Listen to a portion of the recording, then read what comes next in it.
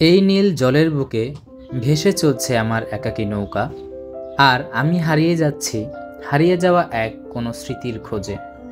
পানির ঢেউ মিশে যাচ্ছে আমার নিঃশব্দ হৃদয়ে, যেন কানের কোনো কথা নেই, শুধু অনুভব আছে।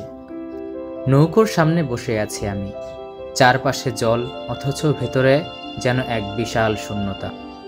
এই হাওর শুধু পানি নয়, এই যেন এক জাদুর আয়না, যেখানে দেখি আমি আমার নিজের প্রতিচ্ছবি, যেখানে শেষ হয় পথ, যেখানে শুরু হয় হাওরের গল্প। এই তো হাওর, যেখানে নীল জলরাশি, শুধু ঢেউ আর ঢেউ। প্রকৃতি কখনো কথা বলে না, শুধু চোখে চোখে অনুভব দিয়ে মন ছুঁয়ে যায়। এক একটা ঢেউ যেন আমার জীবনের না বলা কষ্টগুলোকে বয়ে নিয়ে যাচ্ছে দূরের কোথাও। এখানে শব্দ নেই, আছে শুধু নিস্তব্ধতার সুর আর হাওরের গল্প। এই নির্জন পানির মাঝে বসে আজ বুঝি শান্তি মানে কেবল প্রকৃতির সাথে এক হয়ে যাওয়া। জীবন বড় শহরের কোলাহলে নয়, এই নির্জন হাওরের শান্ত বাতাসেই লুকিয়ে থাকে।